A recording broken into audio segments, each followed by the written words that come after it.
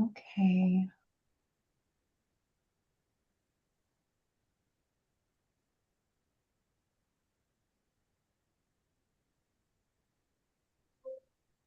Okay, commissioners, I think we are live streaming, so we're ready to start. Great, thank you. It is 10 a.m. and this special meeting of the Arizona Oil and Gas Conservation Commission will come to order. We'll do roll call at this point. Commissioner Ballard, Commissioner Ballard, are you here? Here, sir. Commissioner Nations, are you here? Commissioner Conway, are you here? I am here. Commissioner Firerobin? I'm here. And this is Commissioner Thorwald, and I am here as well. Is David Haig here from Land? Do we have anybody from the Land Department?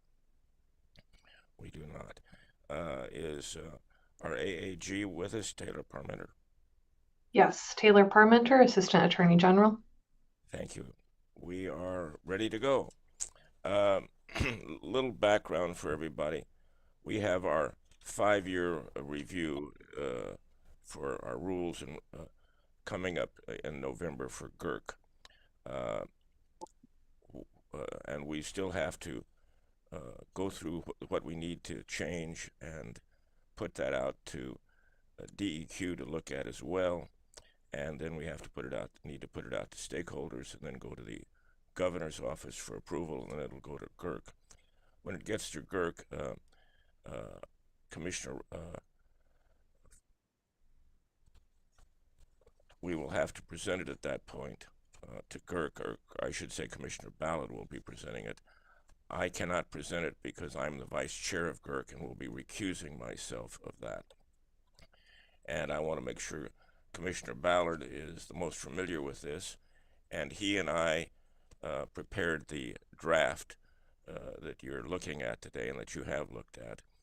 But I'm going to turn this over to Commissioner Ballard to take us through each piece of the puzzle as we move forward and what we need to look at, change, approve, move forward.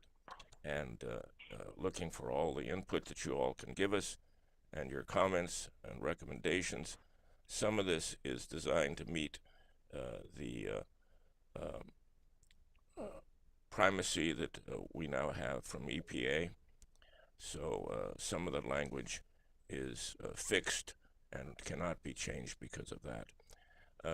Commissioner Ballard, would you proceed, please? Certainly, Mr. Chairman. Is it going to be possible to have the actual, yeah, there it is, the actual document being kind of scrolled through as we talk about this?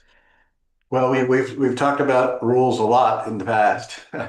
It wasn't that long ago that we had a effort that was kicked off years ago with the AZOGCC finally culminating, so to speak, in a final version of, I think it was 7 rules, and submitted them to the powers that be. And I don't know, I haven't heard anything since. So this is an effort that's been going on a long time, and it's a little bit frustrating. It's kind of hard to know exactly how to approach it. We had some discussions over scope. In some ways, most of our rules go back to the 1950s and 60s, and almost every one of them could be improved, at least for out-of-date language, sending things in by mail, out-of-date references to mechanical specifications. And I guess I advocated for the point of view that if we trim it down, maybe it'll be more likely we'll get something through. And so that's just one thing we that's on the table is how many things do we ask for? We've tried to prioritize a few, and I'll go through those, and you guys will see some things missing that were even included in the IOGC input round. So we'll be glad to hear who thinks what's important, and if we want to go with a longer wish list that are shorter wish list, that's all up for input from the commission. So okay, the very first page, I think we can scroll down to the executive summary. I hope everybody got through at least a brief reading of the document. Frank has already kind of staged the background. This, of course, is an obligatory review, and Frank may comment later on if someone has a question. It's not clear, probably to all of you, not even completely clear to me, how submitting this list and trying to get their agreement on some priorities, actually, might lead to, things getting done. So we can ask questions about that later. So let's just get to it. What we identified as the highest priority item was this UIC issue that Frank referred to. And this is a little bit new in that we had the IOGCC look at injection wells, but we didn't ask them to come up with something that would work for us now that Arizona has primacy. So this is kind of outside of that effort. And of course, it came about because last year the EPA decided to more or less let Arizona do what it had been doing for quite a few years since I think the Clean Water Act, and really having final control over permitting of injection wells unless a state had with its blessing, had taken that effort over. In order to get the approval from the EPA, they used very specific language that was very similar to what EPA used. And we really probably just need to adopt that language. So it's not a matter of going in and wordsmithing something new and taking a lot of effort. We almost really have to take it just as it is and replace our current rules for not all injection wells. The primacy covers all injection wells, but the commission is specifically charged with permitting just a few kinds of injection wells. Primarily, of course, the ones that are intimately involved with oil and gas operations, enhancing production by injecting water, sometimes just getting rid of recycling, just recycling and getting rid of the water back into the formation where it came from. They're really fairly basic functions. And when you look at the entire list of possible injections systems, it's pretty broad and gets kind of exotic, really. Ours are a little bit more on the ground, and of course we include geothermal wells and some other categories of wells. So anyway, that's almost all there is to say. We just change out the rules, so our rules are identical to theirs. It's still not clear to me. Well, we mentioned coordination on authorization. That will move us away from essentially a two permit system. We're kind of headed and actually kind of have a two permit system now because we have the primacy and we have the commission with both have the mandate to permit these wells. So if we can move away from that somehow, it's not so much a matter of what we put in the rules at this point, especially, but some kind of coordinated effort with ADEQ later on down the road. So that was it's highest priority because it's a timely issue and no one's been able to drill an injector well in Arizona for I think a couple decades now, and there are a couple operators that really could use in-zone water disposal. The next one down is bond adequacy. That was one of the ones that the IOGCC did give us a draft, and everybody was happy about it when we presented those. So I don't remember anyone objecting to that. The real issue that is a little bit contentious, I guess, is how much the bond should be. But we don't have to decide that today. What this will do is simply raise it as an issue again to be determined. Our current bond of $10,000, basically every time anybody drills a well, we are incurring potential liability as a state to plug that well in the future. We have some experience now what that costs, and it is a lot more than $10,000. So exactly what it could be is another topic, but I think everybody's bought off on this before as being a high priority item. Same is true with artificial well stimulation.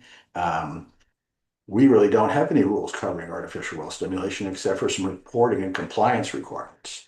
When our rules were written, that was considered kind of such a routine operation that real strict regulatory control was not required. Well, almost everybody feels differently about that now. So we once again, with the help of the IOGCC, came up with a set of rules that put in pretty strict technical standards, put in a lot of public input and regulatory observation, so to speak, that we think it deserves.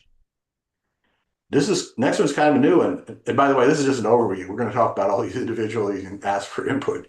Um, the time frame for suspended wells was just something that came to me actually over the last few months.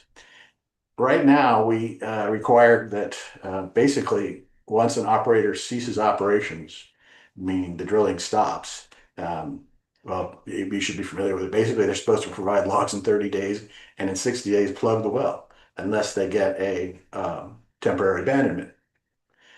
Well, 60 days is pretty much unworkable. So there's been kind of this drift toward um, well, ignoring some of the rules, basically. They can't really work with them. We kind of know their situation, and the situation is just not good. Right now, we have a lot of wells that have been informally abandoned for a while and don't have an official status. So I think we can do two things. We can give them a little more time. So instead of 60 days, I'm proposing to go up to a year. This could be debated among us and the final proposal. But and in exchange for that, a kind of a firmer enforcement of the rules that they have to have everything in the logs and the other reports that are required uh, before we get to that decision point for a temporary abandonment.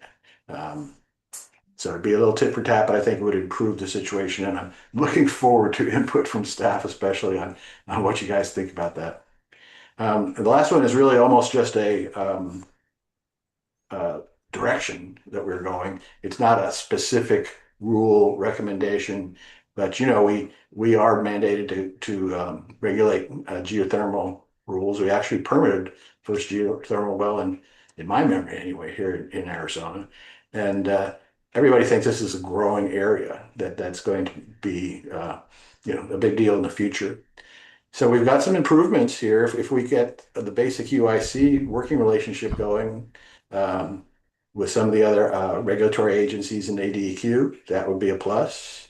If we uh, clean up our sections on artificial stimulation, um, the other aspects of geothermal regulation are kind of large.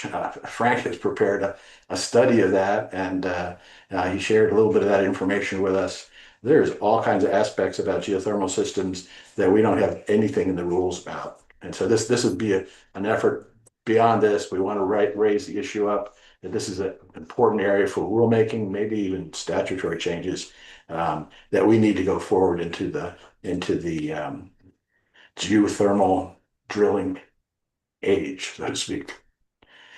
Okay, well, that's it for the summary. We're going to hit all these things again, but if anybody has any questions or comments, I'd be glad to hear them now. Commissioner Ballard?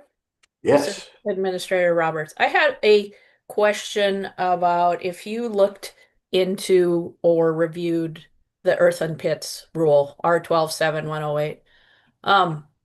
I think that raises some issues at times. And most, or at least now, a lot of states have turned to a closed loop system. So is that something that you're considering? I am now. That's what this Okay. meeting is really all about. Yeah. I mean, yeah, I mean, we want the highest priority. At least my philosophy is let's get the important things, and I'll review some of the areas that we're probably not pushing, even the ones that had some input from AZOGCC. The idea is let's ask for the changes that would make an important difference. So we Yeah, should look I at. think that there's some conflicts right now with APP, and if there's a way, to at least come in alignment or refine these in a way that they might not be subject to APP, or there's no question, it really might help in regards to moving operators along. This is Chair Thorwald. I have that's wonderful comments, Administrator Roberts. Any input you can provide, I look forward to seeing it. This needs to be run by DEQ and by you as well to make sure that we have as much input as we can in resolving this. In comments to some of the things you said, Jim, I think as many of the things that are outdated as far as rules, and we're only talking about rules here. We're not talking about Right. statute changes in any way, shape, or form. So the rule changes that we need to include everything that we see that is bad that needs to be put in. Still have plenty of time to do this. That's why I asked for this special meeting, to make sure we had that time. So we should include everything.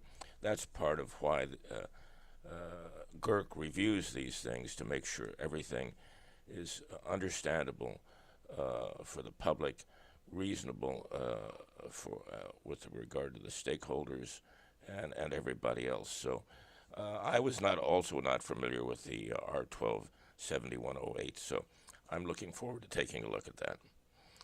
The geothermal rules, I think the other document will work perfectly as a guide for that, because that's already run through Trevor's department at DEQ and has already gotten that clearance there.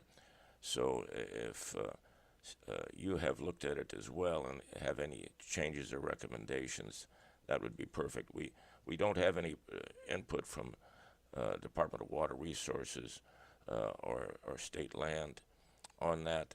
I thought we would have it from state land, but we don't. But we certainly have enough internally to do it and move forward with that, and I believe we should. Okay. Any other comments? Commissioner Sky Robin here. I Oh, had a thought on the bonding. One possibility would make it kind of proportional to depth. So somebody that is drilling 1,000-foot hole will have a lower bond than somebody with a 7,000-foot drill hole. That was my thought on that. well, I completely agree. I think most of the proposed language or versions that we've seen of the revised rules has something like that in it. But you can, like I say, when we get to the stage of actually coming up with a detailed revision of the rules, that input would be very important, and you can help set some of those guidelines. Clearly, it should all be in proportion to the potential P&A cost, and there's several aspects that influence the P&A cost, but depth is got to be one of the big ones. Jim, this is Mike Conway. I understand that the BLM is at the moment seeking advice on bonding for oil and gas wells, and the federal government is perhaps looking to push those back down to the very low bonds that were historically in place. Does that impact us? Only when we come down to the detailed working of the issue. If we get permission to modify that, we already have a version of its modification, but we can reconsider. The big question is what the bond amount should be. Yeah, I'm under the impression that BLM went to the extreme of saying, well, the bond amount should cover a P&A, no matter what. And I think they upped it to $150,000. And now the current administration is considering backtracking on that, because common practice among the states is to come up with a compromise. And that's a really agonizing thing to do, to pick how much of the potential P&A cost should be in a bond. So yeah, I look forward to working that issue, Commissioner Conley. Okay, thank you. Okay, well, let's move down a little bit. Like I say, all of these individual suggestions will be reviewed one more time in a more detailed form. This is just the format of the report, the draft report.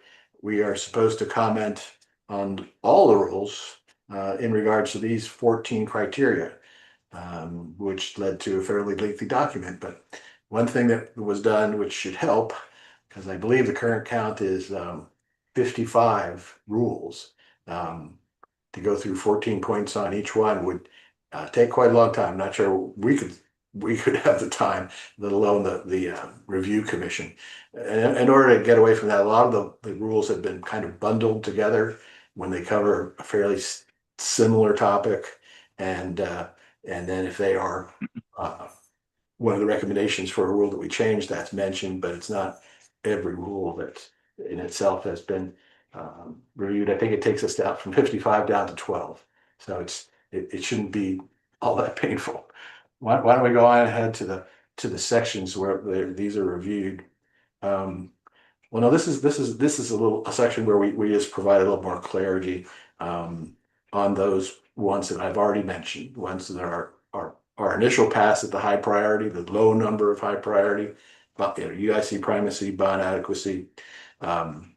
If you had a chance to read these, you might have satisfied some of your comments, some of your questions, but the hot button issues are like, we don't have to decide now how much the bond is. We don't have to decide what the final proposal. We'll bring it up, the problem, to the review committee, but not necessarily we're not picking the solutions at this point.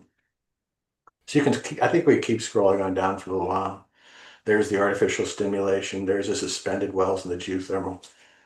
Let me, this is Chair Thorwald, let me jump in just for a second, Commissioner Ballard. With regard to the GERC presentation, we will have to come up with a number. Think so? I don't think so. I know so. I'm vice chair of GERC. We need to have a number. They're not going to approve something and we have to document why that change is necessary and show what the other states are at. So we do have to include that amount. Okay, well, that's not that different from the path that we chose for the AZOGCC inspired review. The suggestion in that draft is $25,000, and California charges $25,000. New Mexico charges $25,000. North Dakota charges $50,000. There's really states that have done the whole range of things up their bonds to something like the BLM that really pay for a P&A on that well, and some compromise or just a historical tendency to keep them low to not scare away business. And because I think the incidence of using the bond to actually plug the wells is not that large in some states, but then some states have other sources of funds available for these things. I know we have the federal program now, but I mean on an ongoing basis, they have funds coming into their regulatory program that could pay for emergencies or contingencies and helping plug wells in the future. We're kind of on our own. But anyway, that's what's the proposal. Does anybody feel strongly about it? And then there is some language about deeper wells being more. Commissioner Ballard, this is Chair Thorwald again. I do have a comment on that. Commissioner Fire-Robin's suggestion about depth that you had commented on and tying the bond value to that, I think is very good idea. And if, for instance, if somebody is going to be drilling deeper at some future point, then the bond level needs to change accordingly. Yeah, I don't remember the numbers by just off the top of my head what the range in bond amounts would be, but I agree that's an important element, and I'll review it. Commissioner Ballard? Of course. I have a comment too. I also agree with the bonds being greater at greater depths. Right now, it's the way that our bonds are structured is it's I think up to 10 wells. You have a small amount. So, what you're proposing when you talk about 25 or 50 or whatever number we come up with, would that be per well, or would we can still stay with the up to 10 wells? It's No, that. I think I advocated, and in the current draft, we got rid of that. Okay. So we're talking about a per well basis. Per well. Okay, great. Mostly just because we don't have operators coming in and asking to drill 25 or 50 wells. And Right. It's hard to write rules around that kind of a hypothetical situation. Okay. Commissioner Fire-Robin, quick comment on BLM and mineral exploration. You actually get a worksheet and you have to work out for them the area of your new access, the area of your drill pad, and the depth and diameter of the drill hole. Work through all of that to calculate your bond.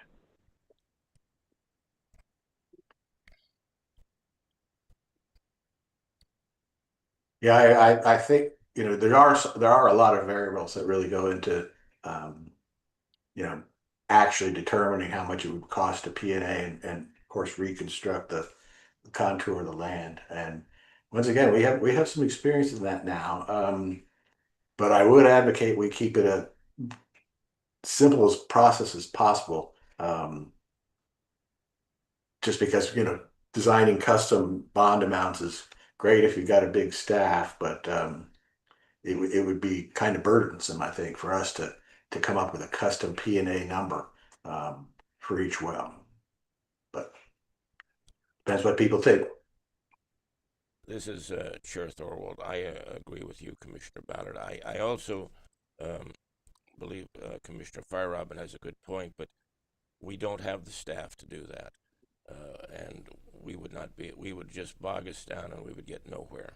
So we need to come up with some firm numbers and a simple process to do it.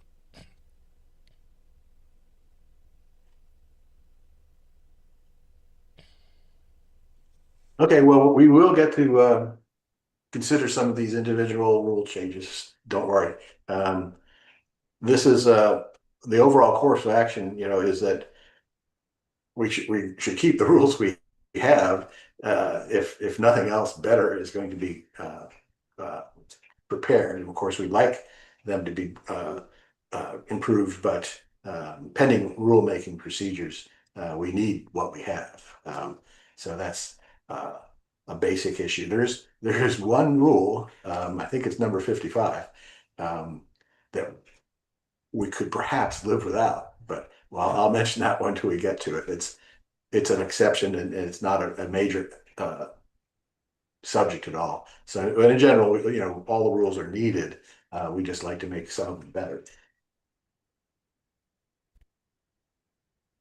Okay, so why don't we scroll down to the start of the more detailed discussions. They asked us to summarize here the prior 5-year review course of action. That was a long time ago. I wasn't on the commission when that was done, but of course I know what we have been doing over the last couple of years. And of course, I mentioned it before. The main thing was that the AZOGCC finished a process, which I guess started quite some time ago, and provided us with these 7 rule drafts. And we have submitted those. That was one thing. And the other thing is we have been talking a lot about the UIC issues. There's been operators that have had problems because of the current kind of dichotomy of who's in charge of what, and also there's been a problem with the major issue of what is injection. So that makes be something that we'll need to work further in. It's mostly a communication and decisions that aren't specifically in the rules, so to speak. It's their interpretations of basically what needs an aquifer protection permit, what doesn't, and of course, how we're going to handle UIC. These things have been talked about.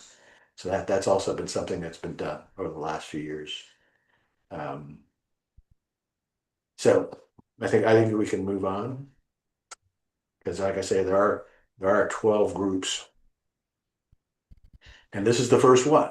Okay, it's a single member group because it's definitions. There's nothing else really just like it. We did revise the definitions rule 101 for the IOGC effort, and submitted it. And like I say, nothing has actually been done on it. They were fairly minor changes. And when I was asked, more or less, what are the high priority items, I didn't know any of you who would say that the definition section is a real high priority item. So this is one where we're leaving it off the list. If we have, anybody feels strongly about it. I don't know if anybody can feel strongly about this individually, but one thing I thought of the other day was, if some people think that we should stick with the IOGC's.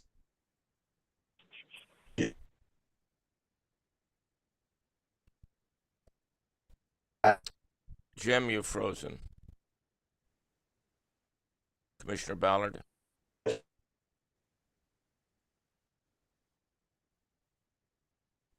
Go Commissioner Ballard, you're frozen.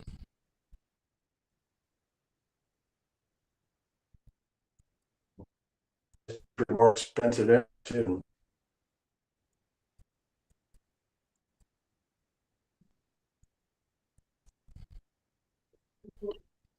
This is Angela Kane. I don't know if Commissioner Ballard can hear me, but perhaps if he tries turning off his camera. I'll reach out to him by phone and see if I can get him that way.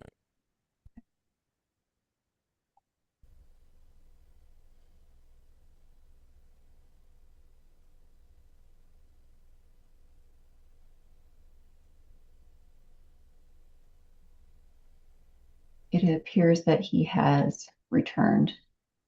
I am, yeah, trying it in verbal only. Is that working? That is, Commissioner Ballard, Chair Thorwald, as you move forward to help better follow, if you could refer to the section we're in, the artificial well stimulation or suspended wells or whatever, so it'd be easier for everybody to follow. Okay. Well, we called this Group A, but that's of course just a definition for this report. This one group only has the one rule, R127-101, which I hope maybe you guys heard enough about before I got cut out. It's just the definitions. There were some minor changes. It's not on the current high priority list. We didn't hear anything you said, by the way. You didn't hear anything about definitions? We heard we heard you mention definitions, and that was it. Okay, well that's really the summary. Take a look at the revised rule. Everybody has a copy, or I can get you another one. Not very many things changed, so this was not recommended to be pointed out to the commission as a high priority. So the next one down, which will be group. Does anybody have any comments? This is Chair Thorwald again. I think we should go ahead and add the definition changes to that. Some of those definitions, as I recall, are most of them are really clear, but there's a few that are just not, and some of them we cannot change because they're in statute. But we could add we could add an explanation of what we believe they might be. Oh yeah, we know which ones we were worried about. Just as a general question, do you think we should include all 7 of the IOGCC rewritten rules? As the way things are, there's this one and 3 others that they made fairly minor suggestions on, and we could add them all back in if you feel that way. I don't know how everybody. This is Chair Thorwald again. I don't know how everybody else feels, but I think we should add them back in to this piece and just move it forward. At least where they apply. I mean, some of that now that we have the state has primacy. Some of that may not be appropriate, but I think it all is. But I'm not sure. Okay, well, I'll mention them as we go through. It's not. It's only a matter of adding 3 or 4 of them. The other ones are still, proposed to be talked about and hopefully addressed. Okay, so this one would be in if we wanted to be inclusive of all the IOGCC recommended changes, the changes they worked on. If anyone has anything else to say.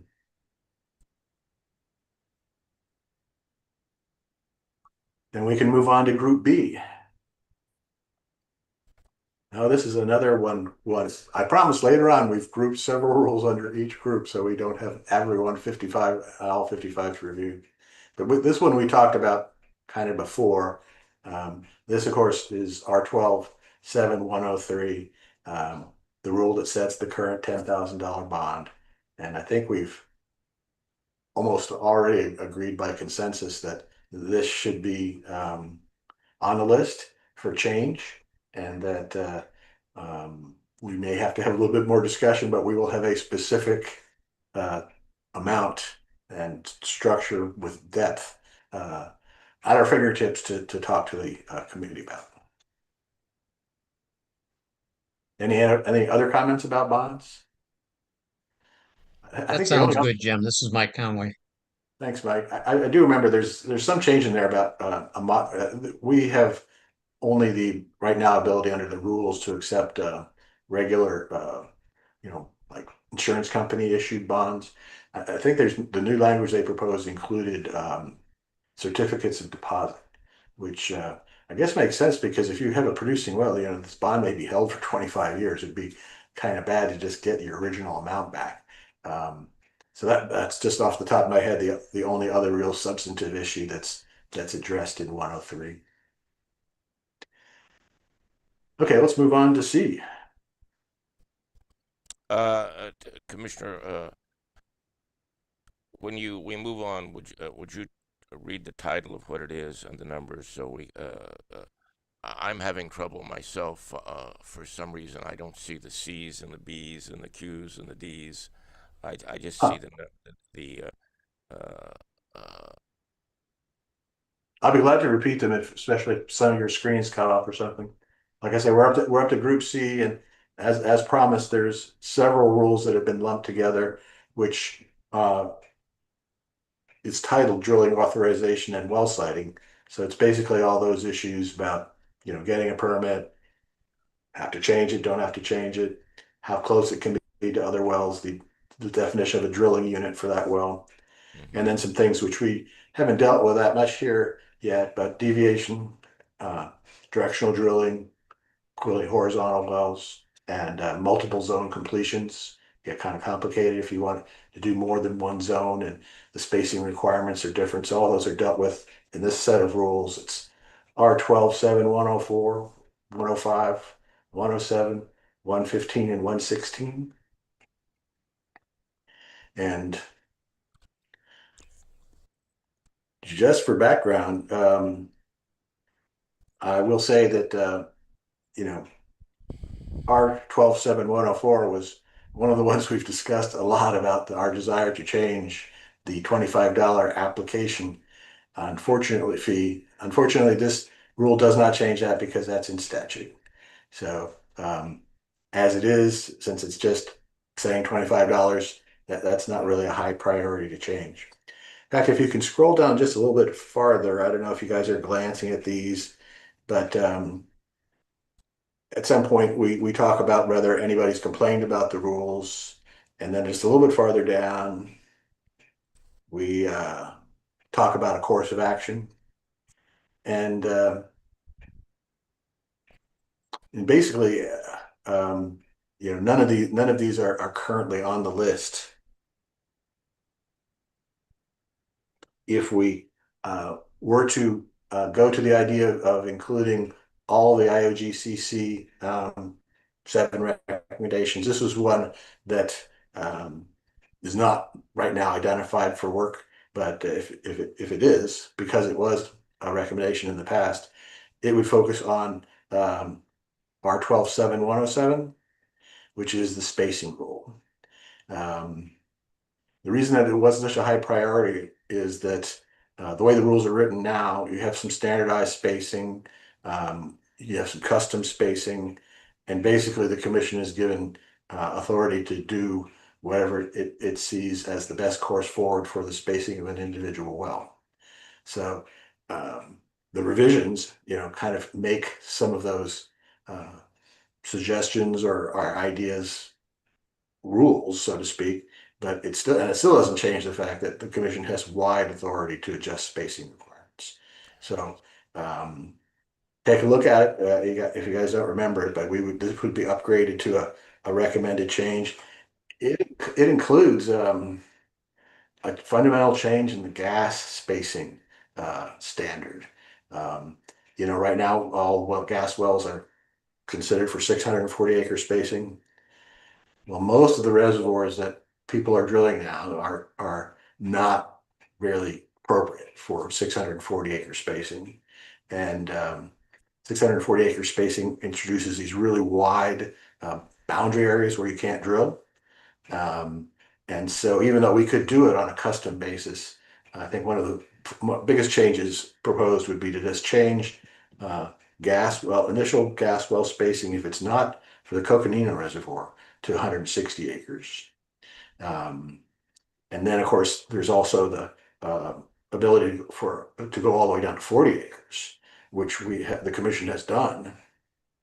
And we don't specify in the rule what areas we have done and what areas we haven't done, but you remember all that. It's the area around the Saddle Horse Draw Field and up, the Pinta Dome Trent. And we've also done that in a couple of cases for the Devonian Reservoir out farther west. So it changes the way the approach is to standardize welling spacing, but it doesn't really, in fact, change what we can or cannot do. Commissioner Ballard, Chair Thorwald again. One of the things that I think we've got to do, just comment here, is as we go through each one of these things, get a consensus from the other commissioners on each of the things that we're going to do, because we don't have many of these things that meetings where we can do that. And so I think we have to make sure we have a consensus and ask for that consensus for each of the things where you're talking about. You want to go back to the top and summarize them real quick? Why don't you do that? That way we can get the consensus in each area and have a clear direction to move forward for each section. Okay, well, let's move quickly back up to 103 Group A. And can maybe, well, here's this was not elevated to a recommendation, this report.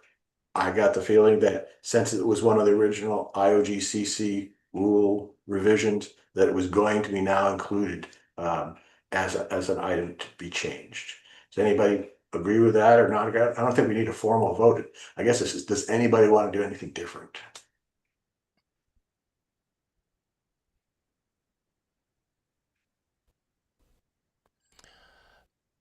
This is Mike Conway. I'm fine with it as it is. This is Chair Thorwald. I am as well. Let me add one additional note. What GERC is looking for in all of this is to make sure that our rules are clear, concise, understandable in everything that they're doing in each of the areas. And that's what they're going to look for in all of this.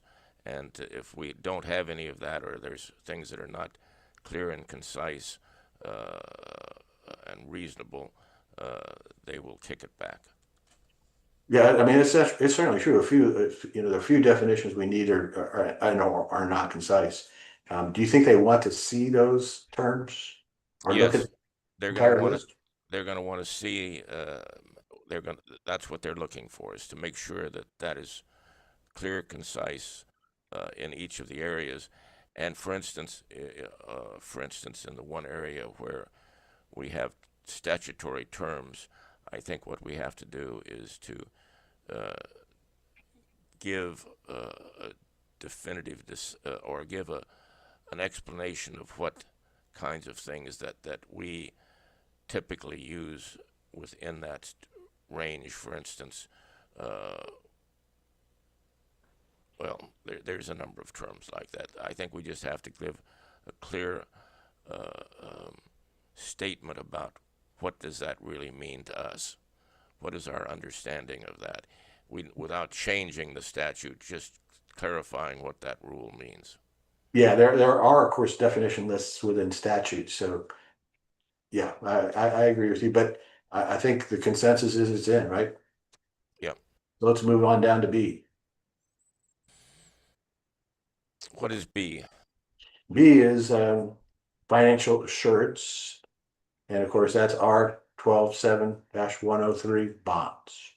Okay. And I think this was it's in the draft. So I mean, as a proposed change, I think everybody was on board with that.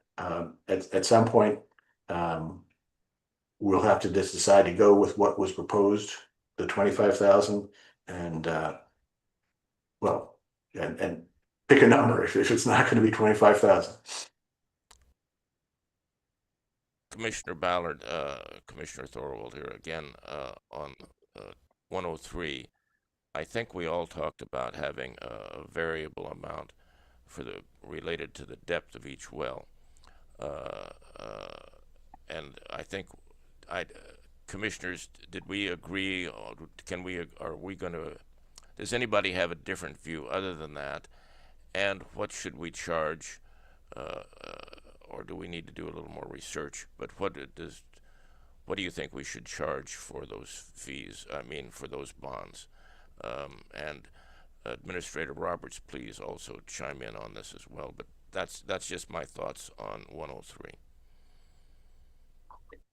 Well, at least we all agree it's going to be in here as an item to change. I see Tina has joined us, Tina LePage. If if we drift toward the actual cost of a P&A, yes, of course, we're working with some wells in the well program now that are in horrible condition. They're up to, I think we had one that was 100 years old, full of junk. When you actually go to P&A well that's recent, there are some advantages. You don't have to drill your way back down to the bottom. There should be some things on the cost saving side, but I'm under the impression that we'd be up in the range of $75,000 as a gross average for a relatively shallow well. For a normal well for us, is less than 4,000 feet. This is Tina LePage with ADEQ. With our 54 wells that we have P&A information on, what I'll do is right now the overall cost is roughly 162,000 per well. So what we'll do is we'll look at a per footage basis, where it's at, the age, everything, just to give you a little bit more data. But that'd be excellent. Mm-hmm. Excellent. Yeah. Tina, Chair Thorwald, that's great. That will help us a lot, I believe. And if you can make recommendations too on what you think fees should be, again, that would be helpful. Excellent. You bet. Chairman Thorwald? Yes. I just want to make a comment that I think the tricky part of that is, yes, if you had a bond that high, you also are going to exclude a lot of operators.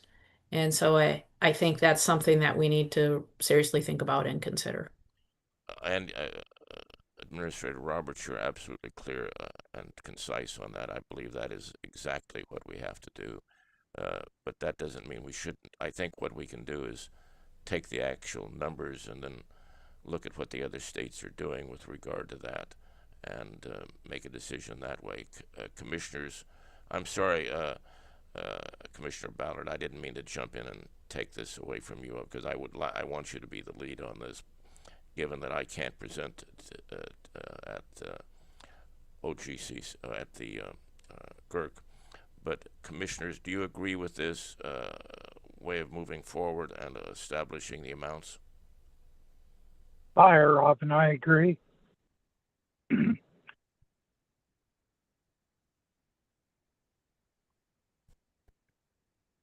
Commissioner Conway, your thoughts? Yeah, no, I'm sorry, I was muted. Yeah, I agree as well. I think that'll work. Okay. Commissioner Ballard, I think we have a way forward now with that. I do too. This is one of the big ones, one of the big issues. So it'll be a difficult decision to make. Okay, let's go back down to Group C then. I think that catches us up with our little bit different approach. But Group C is drilling authorization and well siting. And what about well stimulate? The 117. 117 is farther down. Oh, okay. So the rules that are in this group are R12.7, 104, 105, 107. Commissioner Ballard, I see why I'm getting confused. I'm following the agenda, the material that was presented coming after the agenda. for the meeting in the 5-year review piece, and on mine it says key legal clarity issues, bond adequacy, artificial well stimulation, suspended wells, geothermal, and goes on that way. So somehow we've got something different on the screen than, and that's why I'm getting confused. Oh, that would be a source of confusion. This seems familiar. What's on the screen now in the last draft that we had, but I'm Right. not. I'm Yeah. just using what's on in the what was sent out. Let me just open. I have the actual draft here in Word. Let me just double check.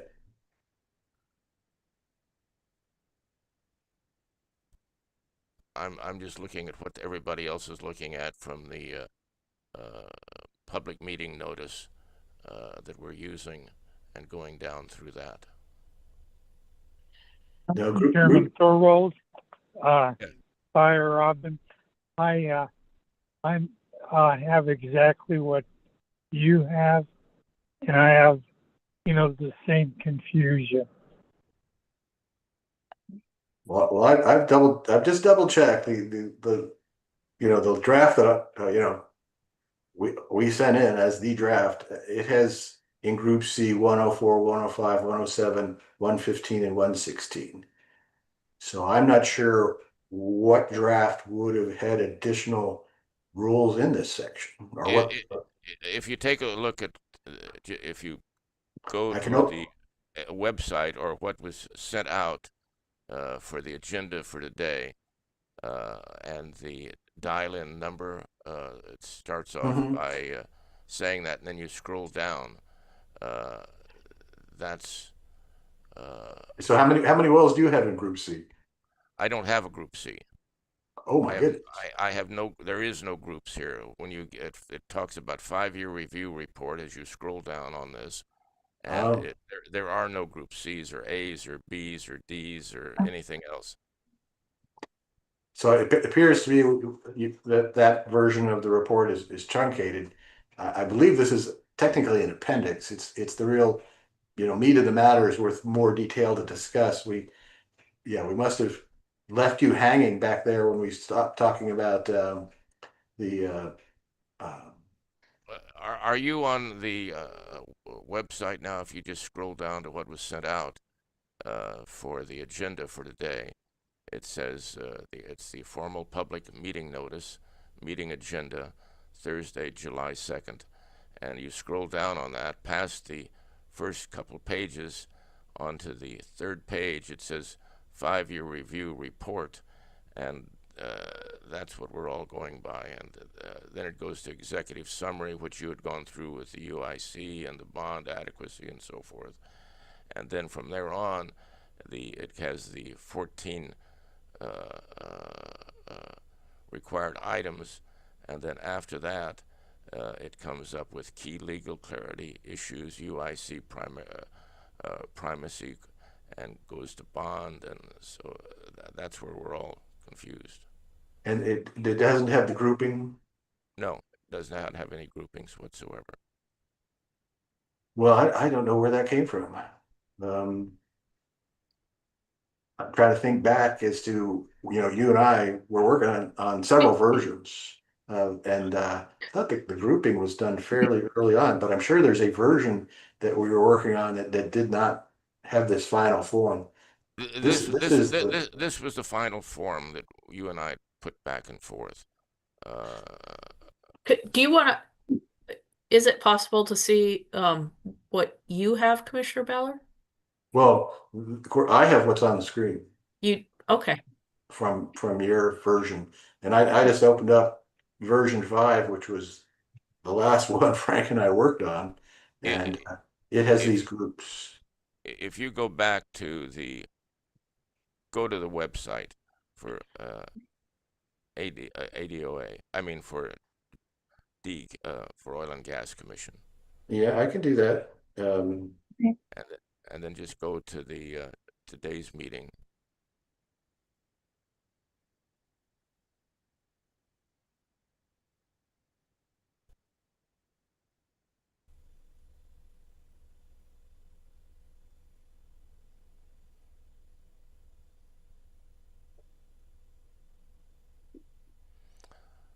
Chairman Thorwald, this is Angela Kane, and I'm looking at the meeting agenda that was linked on the AZOGCC webpage. And as I'm comparing them side by side, like this is matching up what I'm seeing on the website version.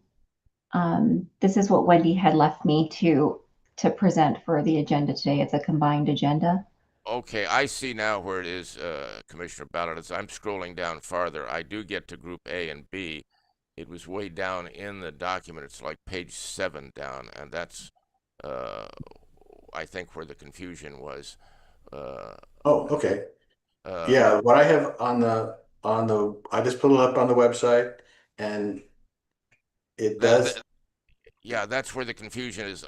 We didn't know where you were, and that it Oh, was down that far in it.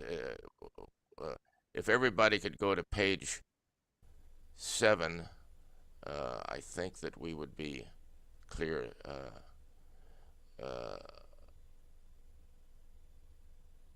Uh, Chairman Thorwald, yes. my apologies for interrupting. So we have gone down through all of those. We are now on page 11. That's where this grouping is. Would you Okay. like me to go back to page 7? No, no, that's okay. I think that's just the problem. I see where your Group A is right now. If everybody could just scroll down to that, that was the confusion. Jim, you're correct. We were just now far enough down we didn't realize you'd gotten that far down in the piece, okay. in the Well, doc. there's some repetition. Some of this is for the committee, and some of these specific rule changes we're ending up talking about 3 times. This is the most detailed version of the Right. proposal, the critique and the path forward. So I just thought we might as well talk about them here as we Yeah. go through.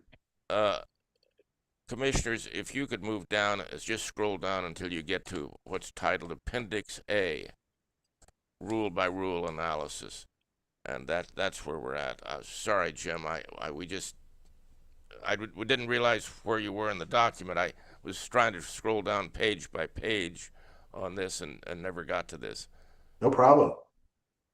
I think we've okay. So I'm glad you're getting the same. I guess we're on the same page now. I think we've talked about A and B, gotten consensus on the path forward. Is that the way you see it, Chairman? We could start on Group C. Give everybody a quick chance to look at A and B. Commissioners, first of all, did you find a Group A and B? Fire of an affirmative.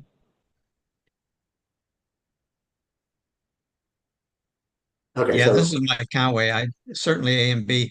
And well, A's just appeared on the screen again, but I thought we'd gone through that and we were now moving towards to C. So Right. I guess I'm confused about where the confusion was. Okay. Sorry. It was only myself and anyway, sorry about that. We're all good for A and B. Is that correct for everybody? Yes. Yes, Oh, fire off. good. Then we can move on to C. Sorry okay. about that.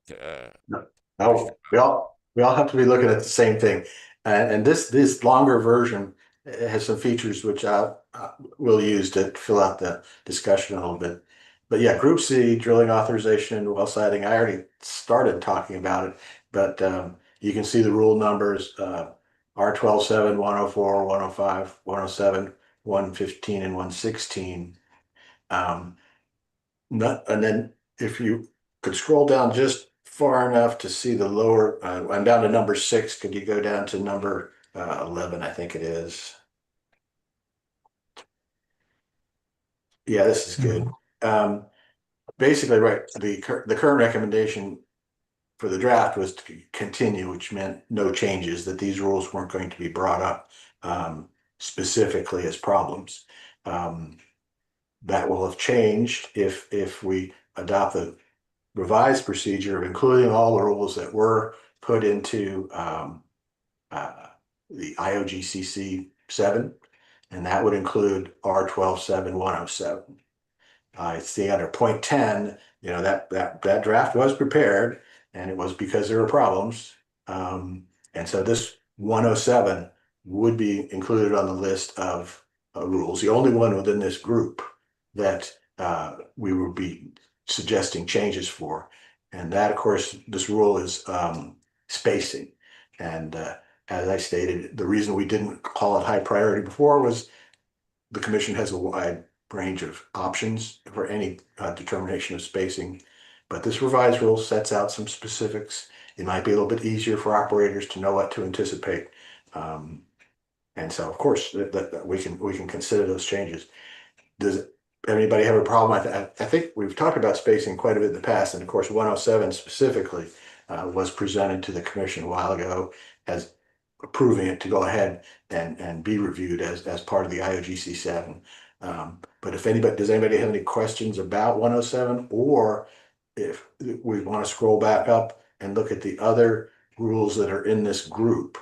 Like I say, we'll be passing by those. If anybody knows of any issues in those other rules that they are concerned about, we would like to, discuss possibly including a revision to, like I pointed out, I'd love to change 104. $25 permit fee, can't do it. Most of the others are, and of course, spacing, change of location. That's really just paperwork. Deviated wells, more complicated documentation required, not anything really wrong with the rule. Multiple zone completions, don't see too much of that here. And it does an okay job for now. The spacing well changes, Commissioner Thorwald here. I know we talked about that earlier, and the inadequacies of that, given what's going on in the world today. What do you recommend? What have we recommended in the past, commissioners? What do you think that should be, based on what the other states are doing and what's happening here in Arizona?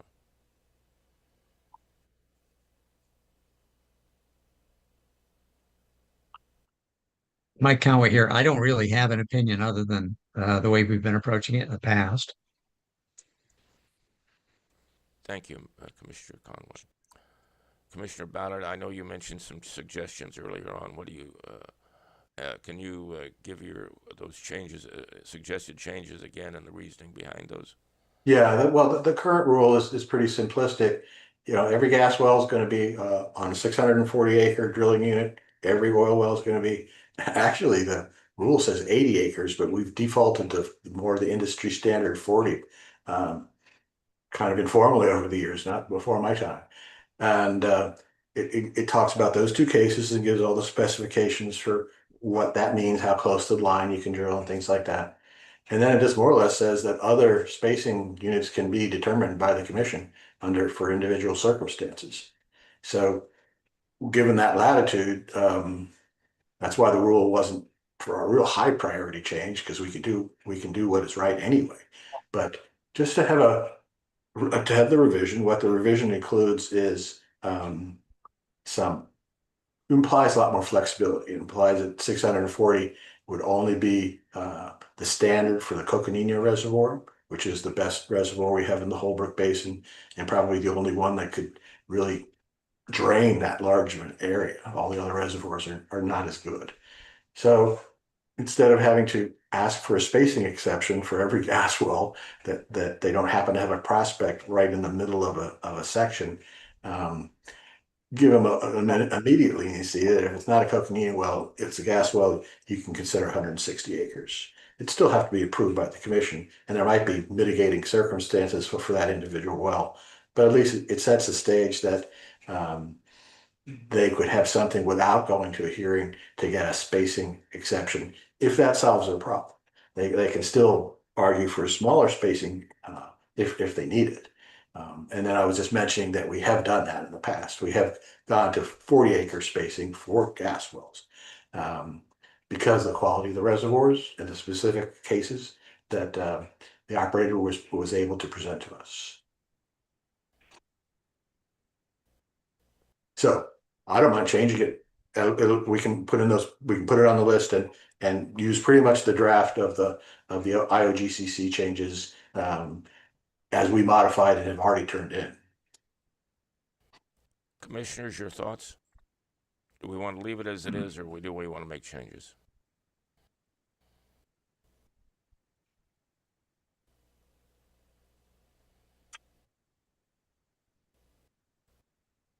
Commissioner Fire Robin?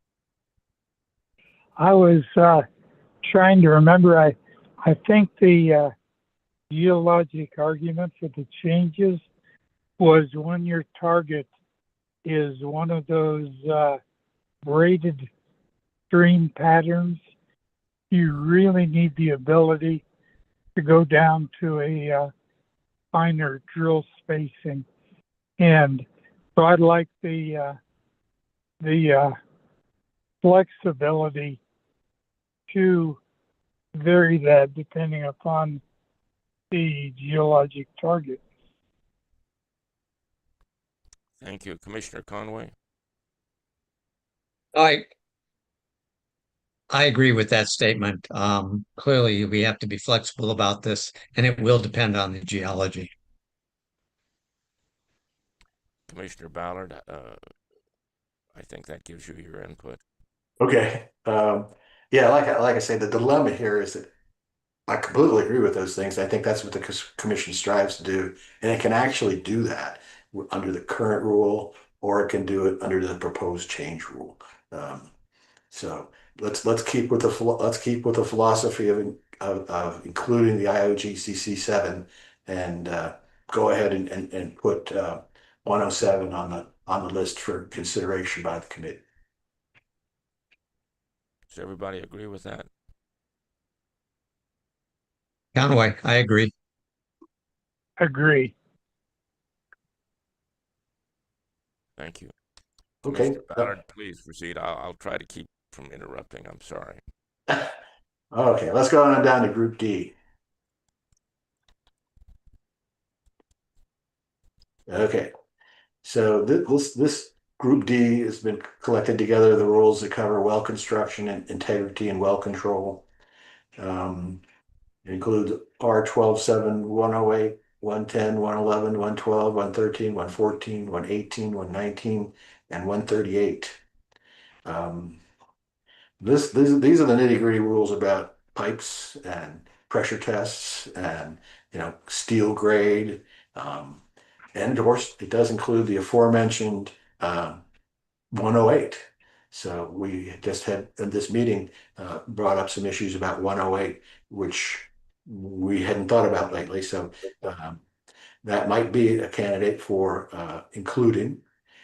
None, and then we have two other rules, 110 and 111 were actually modified by the AZOGCC for as part of the list of 7.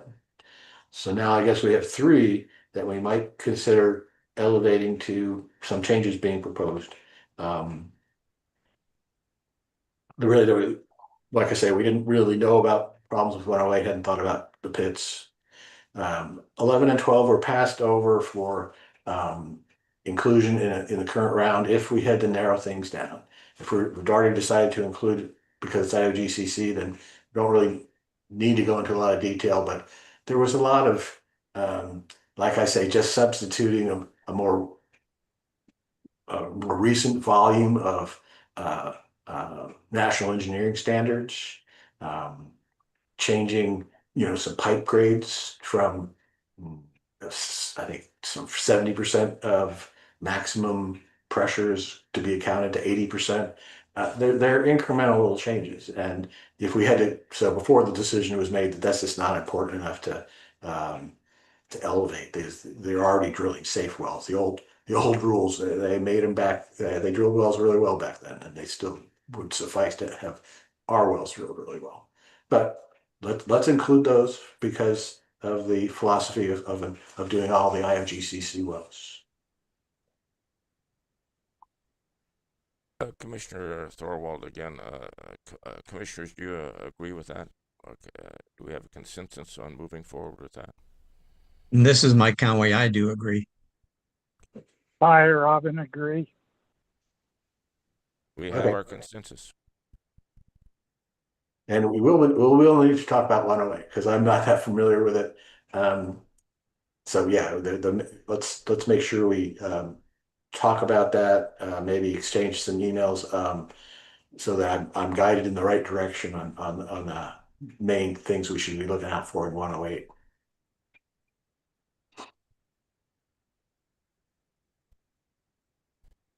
Okay, I can help with that, Appreciate it. Administrator Roberts. Okay, so it's not too exciting. Go down to number 11 or so, just consistent with what I said. The recommendation, per this draft was to continue, which means to not put them on the list to change, but that would be, of course, altered subsequent to our discussion. We have uh, three inclusions on the list for change. What was that number again? Sorry, 11? The one that needs to be, the ones that need to be changed, that would be, well, 108 was the one concerning Right. pits. And then, of course, 110 and 111 were the engineering changes that recommended by AZOGCC. Got it. Okay, let's go down to Group E.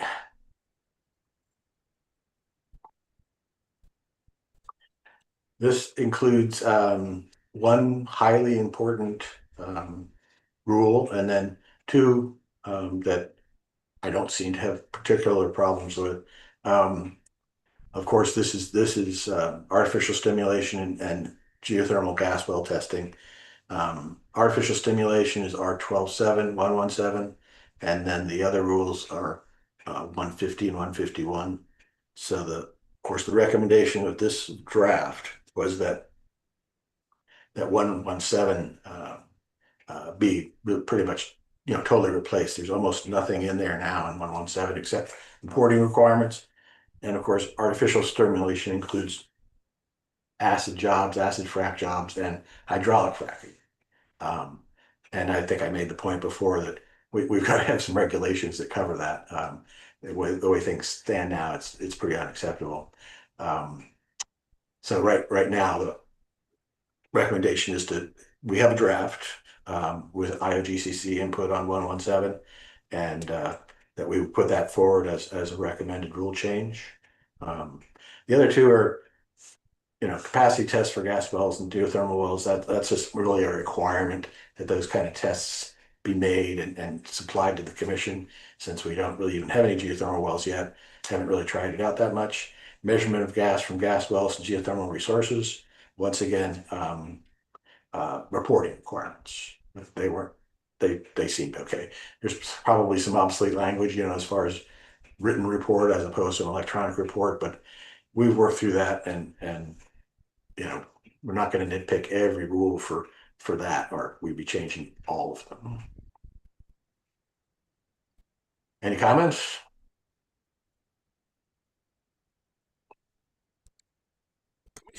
Do we have a consensus on this as well, Commissioner Conway? Yeah, I accept this entirely. Commissioner Firebrand? Same. And I do as well, Commissioner Thorwald. Okay, if you want to scroll down to number 11, just to reiterate, we haven't changed anything. Actually, I guess it would be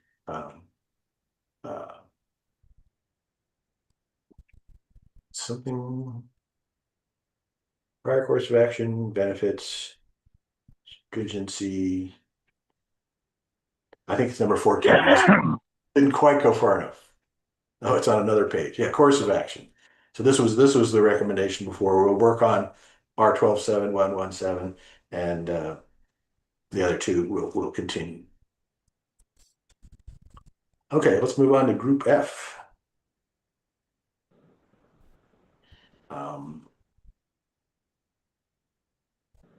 Okay, so this is, well, records, completions, recompletions. We actually had quite a few issues talked about in the past as far as R 12.7, 121. I'll say, of course, this includes R 12.7, 106, 121, 122, and 128. and 121 is what we've always talked about. So this once again was, I guess it's the last one of the 7 IOGCC recommended rule changes. So we have that draft. Once again, it didn't make the short list to be included in this draft, but it would be now be included automatically because it's placed on the IOGC 7, GCC 7. You guys remember some of the issues? This has to do with when well completion reports have to be made, and one of the big issues was confidentiality. It sets up this framework where after well is finished and all the records have been filed, which is hard to achieve these days, they would be held for 1 year's confidentiality if they were drilled in unproven territory. That was the standard and criteria. And it's not defined, the definitions.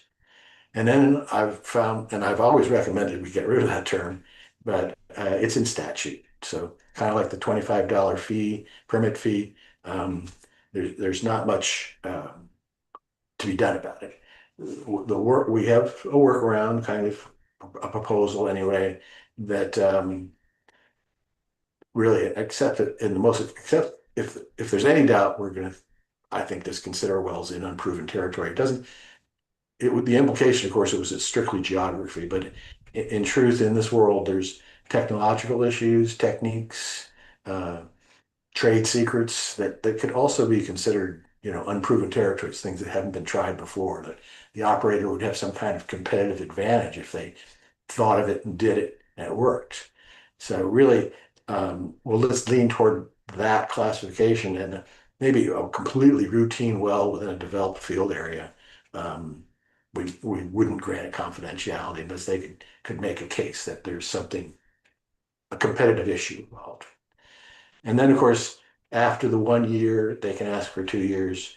That has not been proven adequate in a lot of cases over the last few years. And so I think it would make the change to 5 years. And that's not a matter of statute, so we can make that change in rules. Does anybody have some opinions on that? I know we've kicked this one around quite a bit in the past. Jim, why do you think Fire the off. 5 years versus 2 years? Well, what happens is, so kind of a normal case of confidentiality would be 3 years. Well, we just have a lot of operators, even 3 years later, who are still trying to arrange financing for additional technical work on these wells. We got a lot of small companies here. It's not just an automatic decision to go and, spend another, $100,000. They have to kind of go get financing for these kind of things. So it's just, it hasn't been that workable for certain operators. Is pretty much all I can say. I mean, I know we're hindering the advance of common geologic knowledge a little bit by holding well information a little bit longer, but that's just my recommendation, that we up it a little bit. I haven't got a written request from anybody to have it that way, but I have sure heard from people that they would wish they had more time. Okay, thanks, Jim. This is Mike Cowie, and I certainly agree that 5 years seems reasonable. Hi, Robin. I'm okay. And this is Chair Thorwald. I'm fine with that as well. So Okay. On Well, we'll review the specific language again, but it'll be on the list to go ahead and amend, I guess is what they call it. So let's go on to the next group. G, incident notification and surface protection. I wouldn't mind some additional input on some of these issues, but at the current time, none of these rules have really been considered for change in the past, and I'm not really aware of any problems with them. I'm sure the notification for fire leaks, spills, and blowouts doesn't include the internet and things like that, but I think, like I say, we're used to dealing with those kind of changes in communication technique. I'm not aware of any deficiencies with these 3 rules. Does anybody want to explore them in more detail?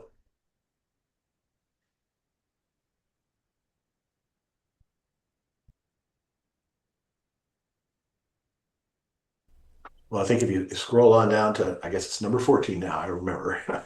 That was pretty much the course of action. Continue means just leave them where they are. They could be improved, but so could all of the rules. We just put that off to someday when there's substantive changes necessary, or everybody has more time. This is Mike Howie. That sounds fine to me. This is I, Chuck, Robin, agree. and this is Thorwald, and I agree. Okay, well, we can go down to group G. It says reservoir data and production regulation. That's Group H. H, yes, I'm sorry. I'm already reviewing these numbers because once again, none of these rules, Group H includes R 12-7, 135, 136, 137, 139, 152, 153, 160, and 129.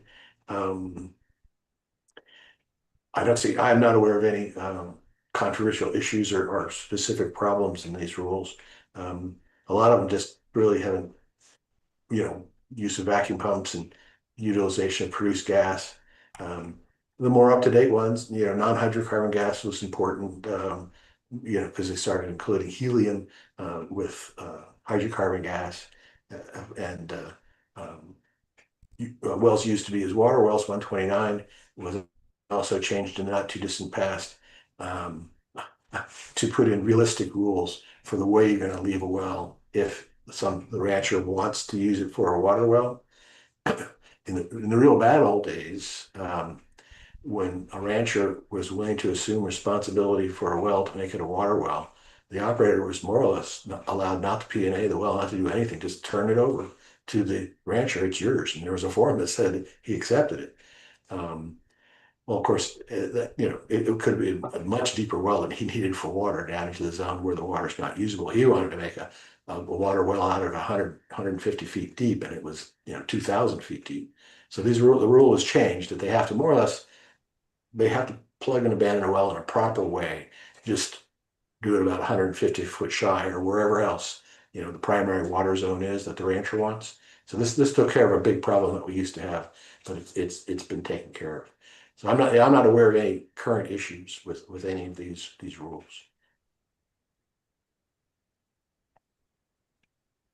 This is Chair Thorwald. The turning that over has always been an issue for a long time, and I've said this before. I don't see a problem in turning it over. What I see a problem is that it never gets switched over to a water well. It doesn't get desalinated, and then we have an open well.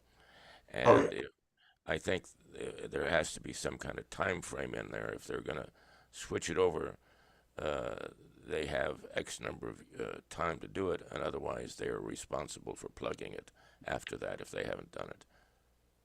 Yeah, the way it's written now, like I say, they have to plug and abandon the well in a proper approved manner, but they leave the upper 150 feet or whatever it is, not perforated, and not also sealed by cement. It's possible to enter the well and re-perforate it. Until you did perforate up there, it wouldn't be an incredibly high risk well, but there's some mechanism that I'm not completely sure of that the well gets turned over to other regulatory agencies by regulations that aren't our own. And I think, monitoring the condition of the well at that point, once it's a water well, quote unquote, is regulated by I'm not sure which group, the one that manages aquifers for all the other water wells. Administrator LePage, could you jump in and give us your thoughts on that? This is Tina LePage with ADEQ. Yeah, I'm not exactly sure how or what we can provide for that. No, I think we're talking more about the process. Remember when I had a question about some of these wells on the orphan well list, which had been turned over. Um, just kind of flagging the same concerns that Chairman Thorvald's expressing. Um, I think it was possible to see if that well had actually been registered with as a water well and gone under the regulation of the of ADEQ. And therefore it was it's being taken care of. They're doing the same kind of things that we would do if we maintained responsibility for it or something. Um, so that's my impression of the process. The fundamental problem has been fixed. I can't remember when the revision of the rule take place, whether it was the 70s or the 90s, but the real problem was with the lower hole, which would expose you to all those extra salty waters. That's all taken care of. It's going to be plugged properly to keep anything deeper in the well coming up. But the actual timing, and once a rancher takes over a 150-foot well that's been plugged below, um, I think the implication is that we've turned over authority of that well to the groundwater people, to the aquifer people. Yeah, this is Tina LePage at the ADEQ. We have been, we were able to know or identify wells, through ADWR, Arizona Department of Water Resources. But other than that, based on the responsibility of that well turning over to the individual, I think that we can look into more and see actually, if we can find out any more information. But at that point, we stopped basically to see who is, orphan versus not. So we can look into that a little bit closer. Well, my recommendation is that we do take a look at it, just like we're going to take a look at 108. Not really make a decision on it right now, but let's all reread it and see what we think. This is Chair Thorwald again. In the past, we've had operators turn it over knowing that the person they were turning it over to was going to do nothing with it, not even get used for a water well, just a way to get out from plugging it. Right. And I'm not sure that the current rules really do cover this, and I think it's important that we address that, and that if we're going to turn it over, there is a stipulation that we can put in that if it's not actually used as a water well within a certain period of time, that the original operator needs to come back and plug it all the way up. And I think we have to include that in the rule, or we're going to, if we get bad operators out there, it's just a loophole to allow them to do nothing.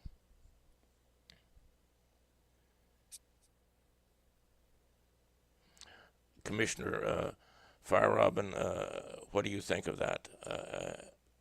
I agree with that.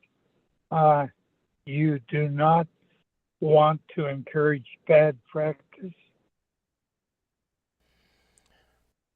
And Commissioner Conway, what's your thoughts? Yeah, I think that that's probably correct. I think otherwise it's a little too passive to simply allow the operator to say that the rancher's going to take it, and then it just gets passed around. Commissioner Ballard, I think we have some direction in that as well. Good. Let's have a consensus. Let's read the rule. Let's go on down to the next group.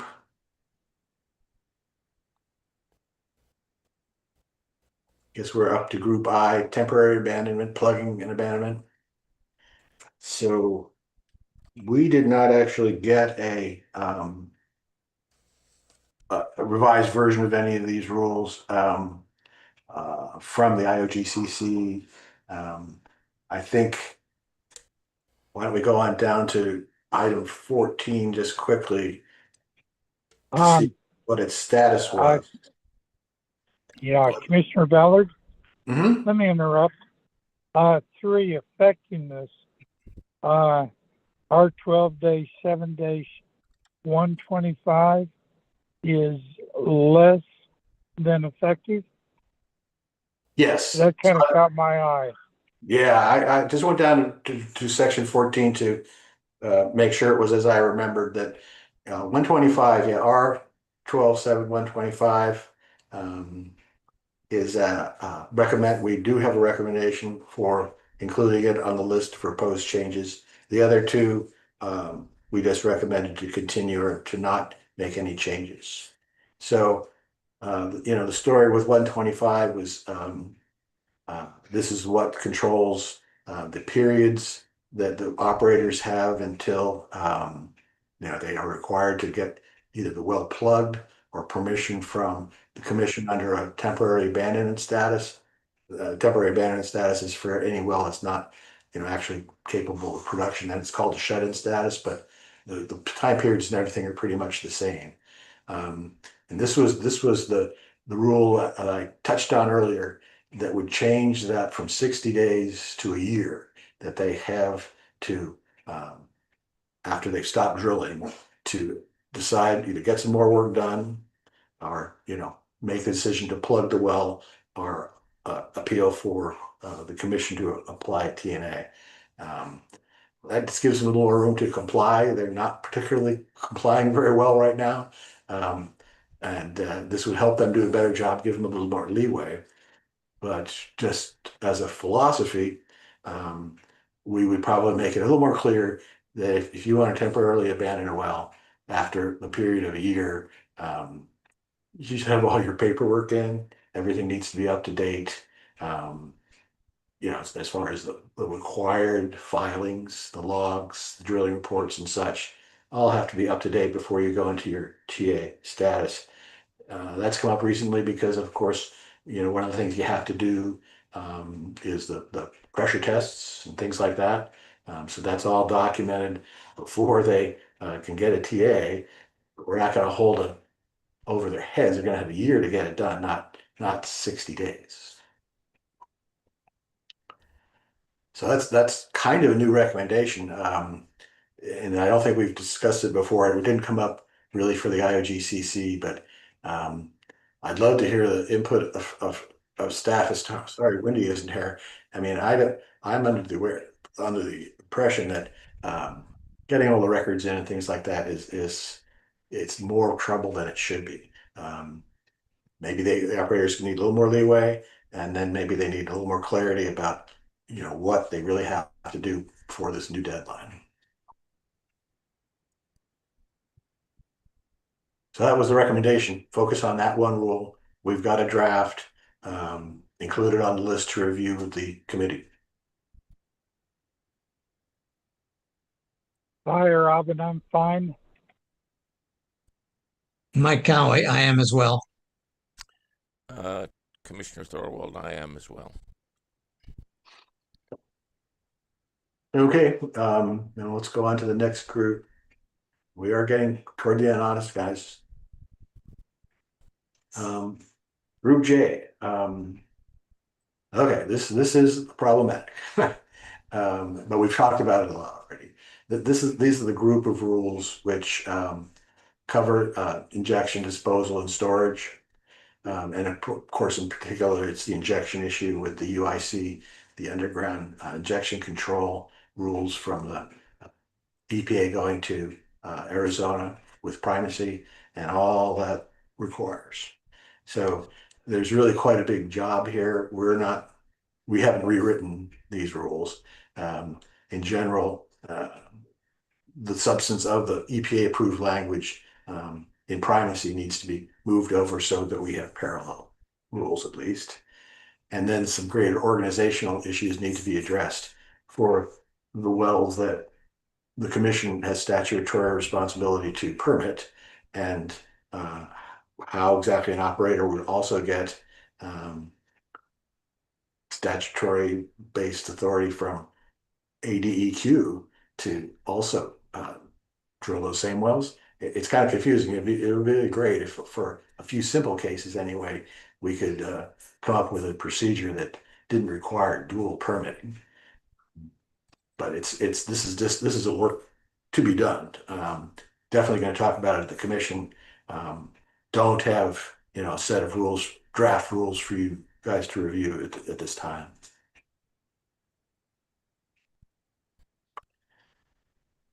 This is Chair Thorold again. We absolutely have to match that within the areas that we need to with DEQ. If Administrator Roberts, if you could help in making sure that happens, it would be deeply appreciated. Okay. This is Administrator Roberts. I can look into this. Thank you. I read through them. The primacy based approved. I mean, they're not that much different. I mean, and they don't differ on technical issues. If I could make any generality, the approved rules kind of expand the amount of things you could ask for or consider. I mean, geologic reports and all these kind of things, all these technical reports and things are required in the existing rules as well as these new rules.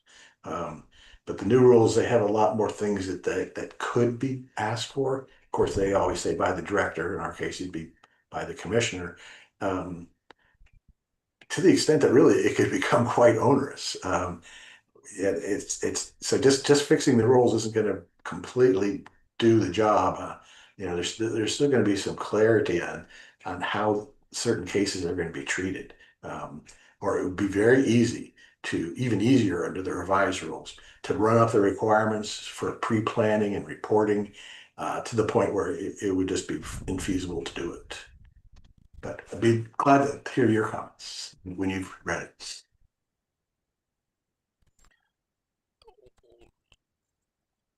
Let me jump in. This is Chair Thorwald. Is David Haig on from State Land? I don't think he is. I was going to ask him a question because I think in part of this, we also need some coordination, I think, with ADWR and State Land on some of these things if we're going to get that done. So, Administrator Roberts, could you see what you can do about that as well? Yes, sir. Thank you very much.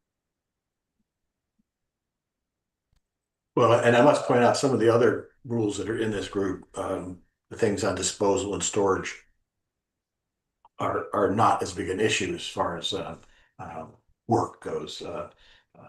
The ones specifically addressing injection are the ones really talking about. And of course, storage is a form of injection in a way, but it's just it's one of the more peripheral issues. The main issue are the UIC class 2 and class 5 wells. Commissioner, Okay. do you have any questions or do you agree with this direction? Mike Conway here. I don't have any questions at this point. It sounds like a reasonable approach. I, Robin, agree. And I, chairs, also agree. So it looks like we have another consensus here. Good. Well, let's move on to the next group.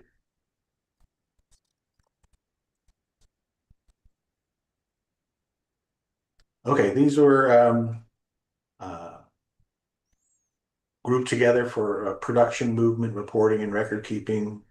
It covers R12-7, 142, 161, 183, 184, 185, 186, 192, and 194. And there was no recommendations for changing and being a high priority with these. I'm not really aware of any issues. Of course, there is no oil produced under the authority of the commission. Produces monthly reports. So those do apply to helium and some things that are produced. And they have, I don't think the rule change has been the problem. There's been a little staff time required in getting people to do what they're supposed to do. But I don't think there's any problem with the rules. Certificates of compliance was when someone actually starts production.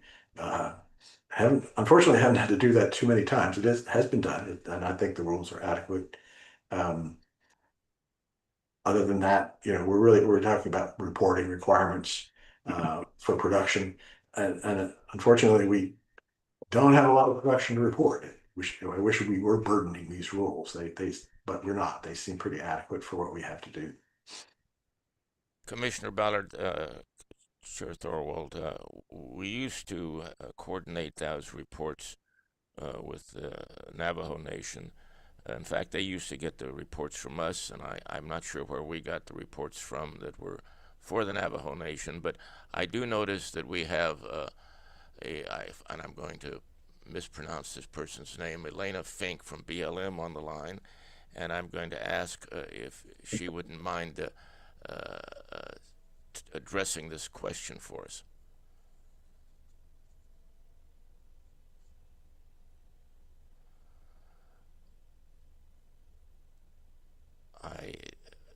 They either didn't hear me or they're muted. So no. Anyway, it seems like that.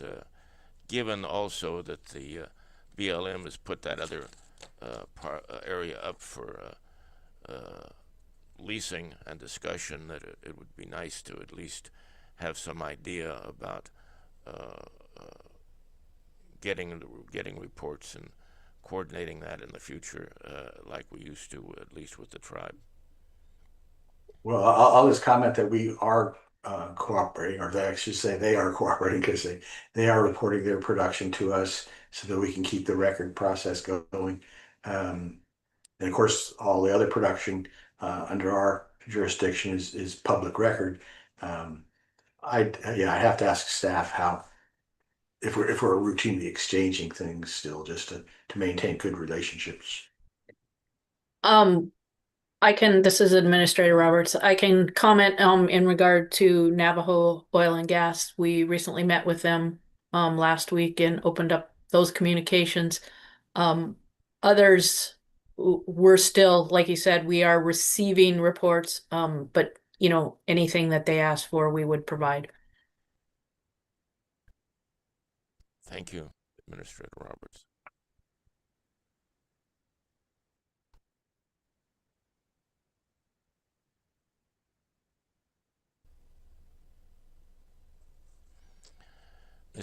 Commissioner Ballard, do you want to go ahead? I'm sorry. Okay.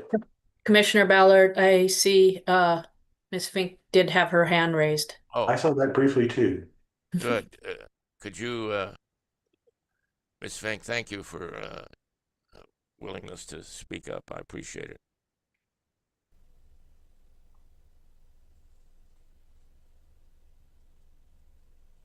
Did we lose her again? If you are speaking, you're on. We don't hear you.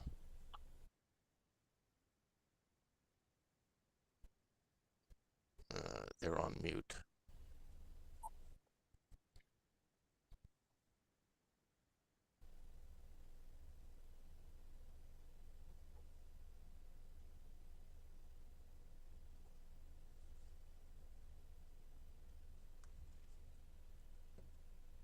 Sure, everybody sees the note. Yeah, they're having microphone troubles. Thank you. Appreciate it for your willingness to jump in. Sorry you're having microphone troubles. Go ahead, Commissioner Ballard. Well, we can just scroll to the bottom of Group K just to reiterate what we've been discussing. The course of action is just to continue. We haven't identified any serious enough changes to these rules to be included on the list for review. And that actually, I think, brings us to the final Group L. And Group L is called Downstream Reports, and includes R127188 and R127190. And this was the one I mentioned at the very beginning of the meeting, practically, is a rule that has never been used in Arizona. It was part of the original package of founding oil and gas rules back in the day. And we don't have any refineries, or what they're calling, kind of out of date term, gasoline plants operating, to my knowledge, anywhere in Arizona. And this rule would kick in if there were such facilities operating, and requires reporting purposes, kind of for the same reasons that we were discussing before, just to accurately keep track of volumes and be able to accumulate that data. There's a possibility. I don't think Arizona will probably ever produce enough oil to justify a refinery, but industry could take a different approach. Instead of, importing, diesel and gasoline, it would be possible that a crude line would come into Arizona and be refined here. Um, the gasoline plants, they're really talking about gas plants where you have a large amount of natural gas production, and you go in and you separate out the different products. Uh, you pull out the butane and propane, and of course that's sold separately. You can buy bottles, and then the more basic gas goes pipeline gas for homes and such that have or electricity plants that have access to the pipeline grid. So they're not hurting anything. They're not in adequately or in any way error on what they intend to do. They could be eliminated and then redone if any of those situations came up, or you could just leave it alone because they might be used someday.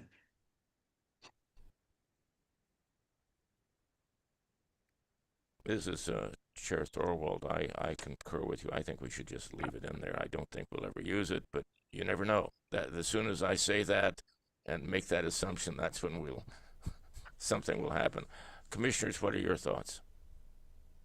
I Robin Agreed. agree. Conway agreed. Okay. We have gotten through all of this. This is really good. Thank you, Commissioner. Commissioner Ballard, Keenan Murray with BLM has a hand raised. Oh, please go ahead. Thank you. Can you hear me okay? Yes. Yes. All right. Yeah, thanks, Commissioner Mallard and Chairman Thorwald. I'm with BLM. I also was with the State Land Department for a long time.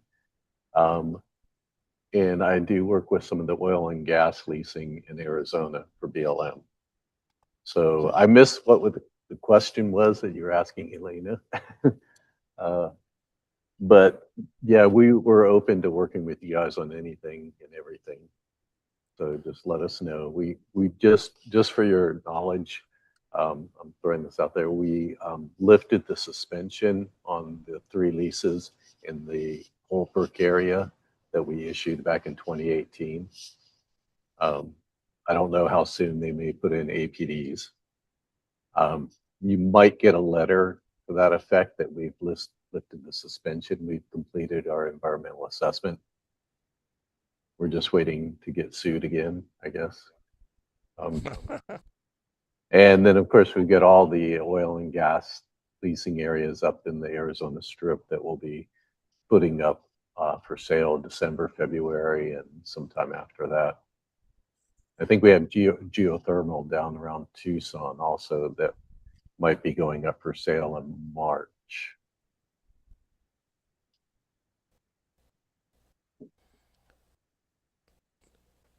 Fantastic. Appreciate that information. And I know Commissioner Feyerabend has my email, and so does Mike Conway. So if anybody needs to get a hold of me, they can do that. Fantastic. We appreciate that very much.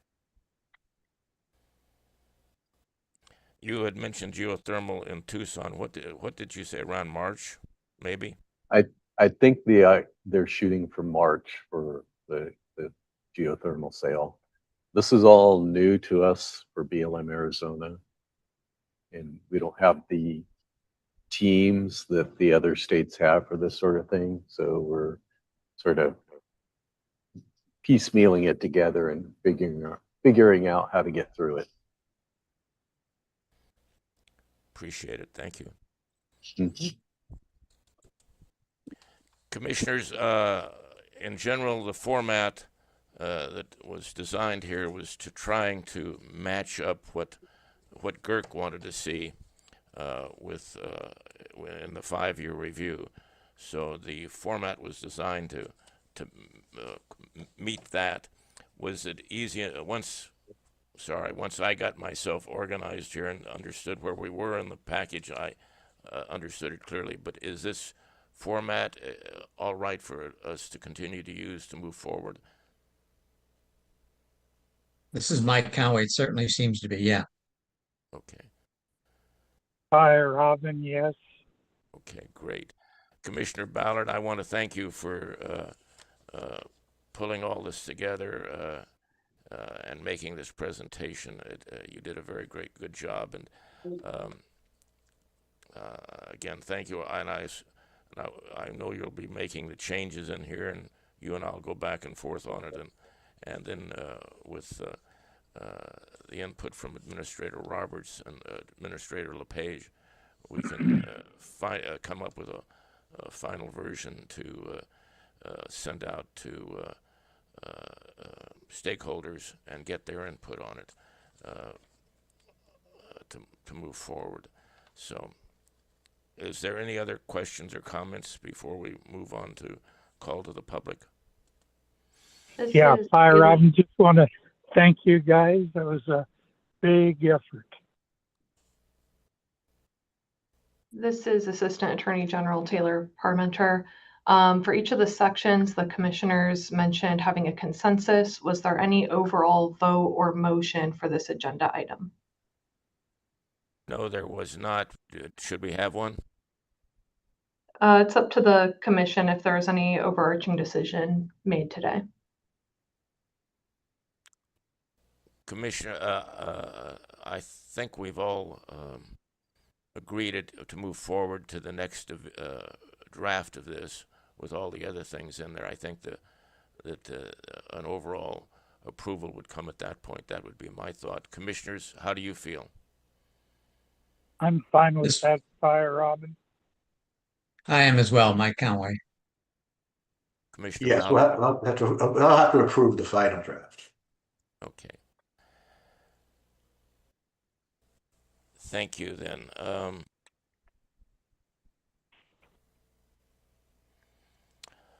I appreciate the AAG's input on that.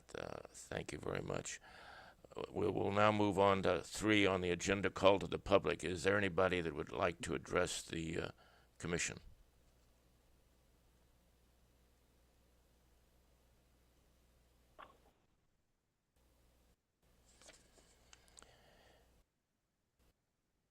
Hearing none, we will move on to 4, to adjournment of this meeting, and the time is 11:53 a.m. We got done a little bit early. Thank you all, and we will see you at the next meeting. Thank you. Thank you.